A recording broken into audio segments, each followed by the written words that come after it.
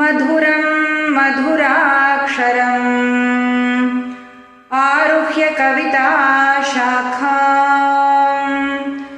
वन्दे वाल्मीकिकोकिलम् अञ्जनानन्दनं वीरं जानकीशोकनाशनं कपीशमक्षहन्तारं वन्दे लङ्काभयङ्करम् नमोऽस्तु रामाय सलक्ष्मणाय देव्यै च तस्यै जनकात्मजायै नमोऽस्तु रुद्रेन्द्रयमानिलेभ्यो नमोऽस्तु चन्द्रार्कमरुद्गणेभ्यः श्रीगुरुभ्यो नमः। नमस्ते। सुन्दरकाण्डं Chapter 49 अथा श्रीमद्वाल्मीकिरामायणे सुन्दरकाण्डे 49 सर्गः रावणप्रभावदर्शनम्। ततः सकर्मणा तस्य विस्मितो भीमविक्रमः हनुमान् रोषतामाक्षो रक्षोऽधिपमवैक्षत भ्राजमानं महार्हेण काञ्चनेन विराजत मुक्तजालावृतेनाथ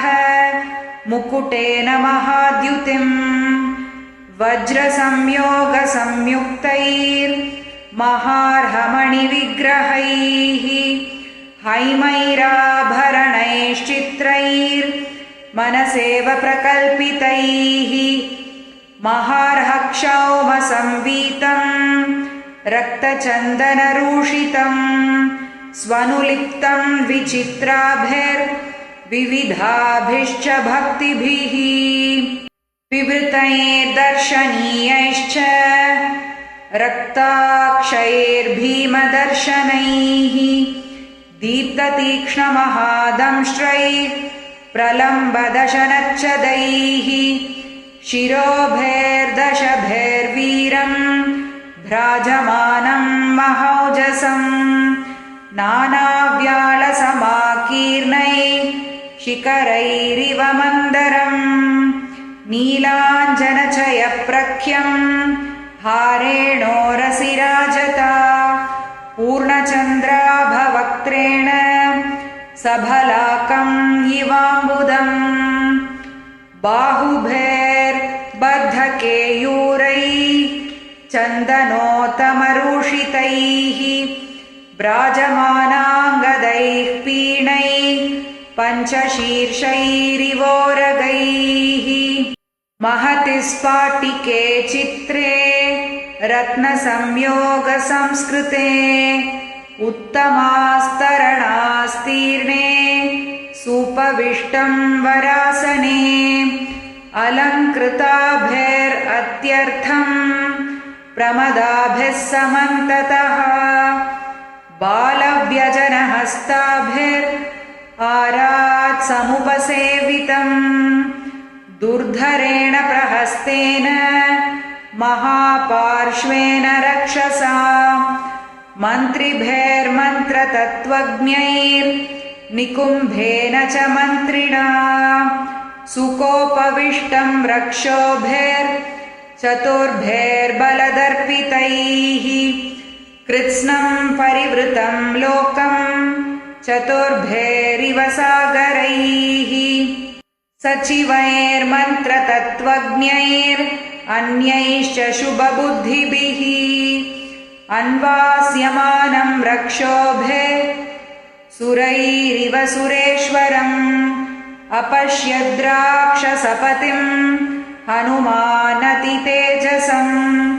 विष्टितं मेरुशिखरे सतोयमिव तोयदम् सतैः सम्पीड्यमानोऽपि रक्षोभैर्भीमविक्रमैः विस्मयं परमं गत्वा रक्षोऽधिपमवैक्षत भ्राजमानं ततो दृष्ट्वा हनुमान् राक्षसेश्वरम् मनसा चिन्तयामास तेजसा तस्य मोहितः अहो रूपम् अहो धैर्यम् अहो सत्त्वम् अहो द्युतिः अहो राक्षसराजस्य सर्वलक्षणयुक्तता यद्यधर्मो न बलवान् स्यादयं राक्षसेश्वरः स्यादयं सुरलोकस्य सशक्रस्यापि रक्षिता अस्य क्रूरैर्नृशंसैश्च कर्मभैर्लोककुत्सितैः सर्वे बिभ्यति कल्वस्माल् लोकाः सामरदानवाः अयं ह्युत्सहते क्रुद्धः कर्तुमेकार्णवं जगत्